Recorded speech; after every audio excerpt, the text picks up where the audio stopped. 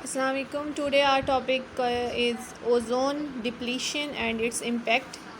Okay, what is ozone? Ozone is allotropic form of oxygen and its formula is O3.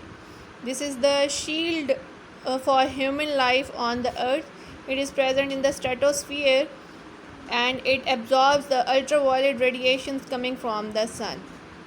90% earth ozone is present in the stratosphere and it is its layer. Okay, see here, the sun rays are coming and ozone has to absorb the harmful ultraviolet radiations coming from the sun, and it doesn't allow these radiations to reach the earth. You see that there are certain pollutants that are eating away the ozone layer, and eating away of ozone layer is called its depletion. Okay, the ozone layer, it is a triatomic form of oxygen and it is found in the upper and lower atmosphere. It is situated in the stratosphere 50 to 30 kilometer in the earth's surface. Ozone, what is the function of ozone? It protects the living things by absorbing harmful ultraviolet radiation B type from the sun and destroyed by CFCs and progressing globally and tropical zone except tropical zone. उसके अलावा ये हर जगह जो है वो deplete हो रही है. How ozone layer is thinning? What are the main causes behind the thinning of ozone layer? 1980, the ozone in the atmosphere has been depleting since 1980 because of the pollutants that are emitted by the human activities like chlorofluorocarbons. This issue is entirely different from greenhouse effect and too commonly confused, but these are two distinct processes.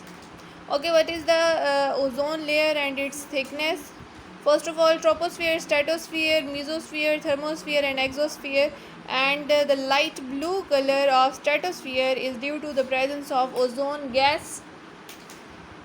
That is very important gas, and its thinning is very harmful for the life on the earth because when these UV rays reach the earth, it causes the harmful effects on all living types living on the earth. How this ozone is formed and make the layer? When oxygen gas in atmosphere absorb the sunlight, it is converted into atomic oxygen O and O, diatomic to monatomic form, and this monatomic form react with diatomic oxygen O2 and it forms O3 ozone. So this formation of ozone forms a layer in the stratosphere. Chemically forms कैसे chemically बनती है? जब UV hit करती है stratosphere का तो very hard जो है वो क्या होती है, बहुत ज़्यादा हीट वाली ये होती हैं रेस. ऑक्सीजन का मॉलिक्यूल टूट जाता है और ये क्विकली O2 के साथ कंबाइन करके क्या बना देता है, O3. दोनों इक्वेशन आपको आनी चाहिए. Formation of ozone gas in the stratosphere layer and how this ozone is depleted. Ozone layer depletion is eating away, wearing out of amount of ozone in the stratosphere. Thinning of ozone layer. Pollution is the main cause of this ozone depletion और ये human activities की वजह से होती हैं. हमारे पास जो chlorofluorocarbons होते हैं, soaps, cooling agents, air conditioner में, रेफ्रिजरेटर्स में, एरोसोल्स जो हमारी होती हैं स्प्रेज, उनके अंदर ये सारे पाए जाते हैं. और डिप्लीशन बिगिन करती है जब CFC जो है वो एटमॉस्फेयर में, स्ट्रेटोस्फेयर में मूव करता है और अल्ट्रा वायलेट रेडिएशन CFCs को ब्रेक डाउन कर देती हैं. क्लोरोफ्लोरोकार्बन से क्लोरीन या ब्रोमीन का जो एटम है वो क्लिक आउट करता है और क्लिक आउट करके वो ओजोन के साथ रिएक्ट करता है और मिलियंस ऑफ ओजोन मॉलिक्यूल जो है वो ब्रेक डाउन हो जाते हैं by a single chlorine free radical. अब ये जो ब्रेकिंग एक्शन होता है इसका क्लोरोफ्लोरोकार्बन का, ये क्लोरीन एटम रिलीज़ करते हैं, क्लोरीन ओजोन के साथ रिएक्ट करते हैं और एक केमिकल साइकिल स्टार्ट हो जाता है. ठीक है, फ्री रेडिकल बनते हैं, एक फ्री रेडिकल दूसरे को रिएक्ट करता है, फिर आगे मूव करते जाते हैं और वन क्लोरीन एटम जो है वो 1 लाख ओजोन मॉलिक्यूल्स को ब्रेक डाउन करने की सलाहियत रखता है. तो आप देखें कि एक मॉलिक्यूल्स हमारे इतने ज़्यादा ओजोन मॉलिक्यूल्स को ख़त्म कर रहा है, तो ये कितना ज़्यादा हार्मफुल है हमारे लिए. काजेज़ क्या हैं, मैन मेड कॉजेज़ हैं जी। ये कौन सी हैं? क्लोरोफ्लोरोकार्बन्स, ये हमारे रेफ्रिजरेटर, एयर कंडीशनर और इनके अंदर ये गैसेज होती हैं, हेलोन्स होती हैं, मिथाइल क्लोरोफॉर्म्स होती हैं, हाइड्रोफ्लोरोकार्बन्स होते हैं, और ये जो हैं वो हमारे पास मैन मेड कॉजेज़ हैं जो केमिकल्स इंसान यूज़ कर रहे हैं। Different aerosols refrigerator, air conditioners और फोम फैक्ट्रीज़ के अंदर भी बन रहे हैं, तो ये तमाम ह्यूमन एक्टिविटी से रिलीज़ हो रहे हैं।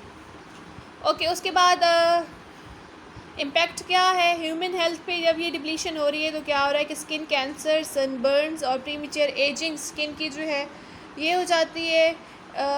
कैटरैक्ट्स, मोतिया जो होता है आँख का, ब्लाइंडनेस, अंधापन और आई डिजीज़ इससे हो जाती हैं यूवी रेस से। एग्रीकल्चर पे क्या होता है कि प्लांट ग्रोथ स्टंट हो जाती है यूवी रेडिएशन की वजह से। सीडलिंग स्पेशली उसके दाने जो है वो प्रॉपरली नहीं बनते, प्रॉपर ग्रोथ नहीं करते। मेजर क्रॉप्स जो होती हैं वो भी ख़त्म हो जाती हैं। ओजोन लेयर की इंपॉर्टेंस क्या है? ये 15 to 30 किलोमीटर आपको पहले बताया, ये वहाँ पे पाई जाती है और अल्ट्रावायलेट रेडिएशन को एब्जॉर्ब करती है, एनर्जी एब्जॉर्ब करती है मैक्सिमम, तो इसलिए ये वाइटल है for life on the earth. Main इसका इम्पोर्टेंट है कि यूवी रेस को एब्जॉर्ब कर रही है और ज़िंदगी की ज़मानत है। ये तो इतनी हाई हीट रेस जो है वो इंसान से बर्दाश्त नहीं होगी।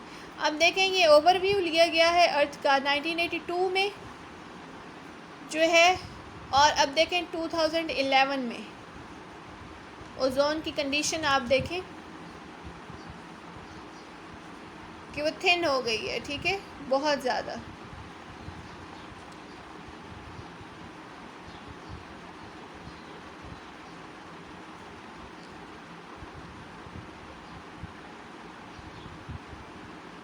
ओजोन डिप्लेशन को रोकने के लिए हम क्या कर सकते हैं? प्राइवेट व्हीकल जो है वो हमें रोकनी पड़ेगी। Eco friendly household cleaning product use करने पड़ेंगे जिनमें CFCs नहीं होंगी।